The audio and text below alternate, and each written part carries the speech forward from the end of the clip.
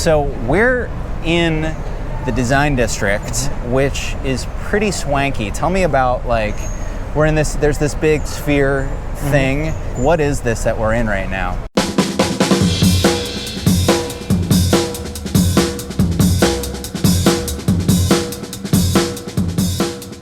So the area is really a master planned mixed-use development focusing on luxury retail. This portion of the project was delivered first from DACRA.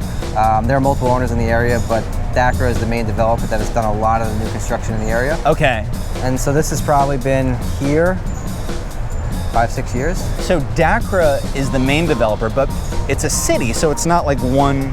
This is we are in an urban environment, so Right. they don't have control over the entire area. They don't have control of the streets. They don't have control over potentially a building next to one of theirs. So it's really been a collective effort led by them.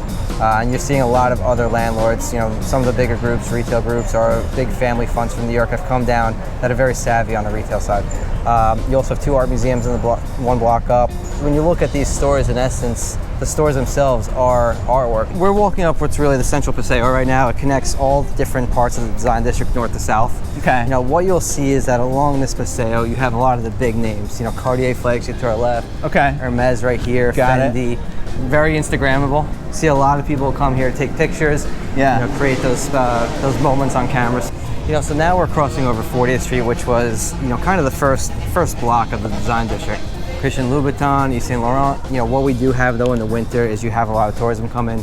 You have the New Yorkers coming down for the season. You have the Europeans, the Latin Americans, and it's just a nicer time to be here. This is an interesting alley we've stumbled upon. Yeah, there are here. a lot of, you know, there's a lot of character here that you don't see in new projects. Yeah. They really tried to make it feel like it isn't brand new. If I'm an out-of-towner, let's say I'm a European or South American tourist, where am I going for luxury? You have a ton of options. So you have Design District, which is going to be the closest to most of the larger hotels on the beach. And you also have Bell Harbor, which is the long-standing, I guess you could say, king of luxury malls in the US.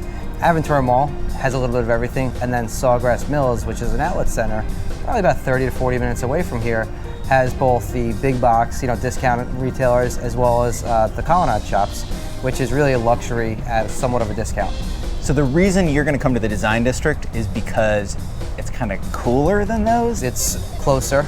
It has the outdoor environment so you can walk around. You're close to other areas that a lot of people want to visit, whether it's Wynwood, Brickell, downtown. Is there a lot of food like in the design district, a lot of restaurant options? So you have St. Roch Food Hall, which has done very well. And you have a couple new restaurants opening up.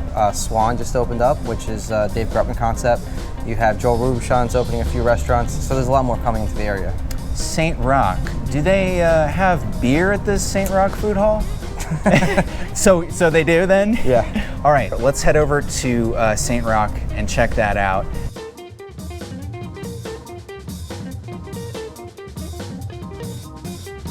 Fantastic shot, fantastic. Hit the guy. You guys didn't see anything, it's cool.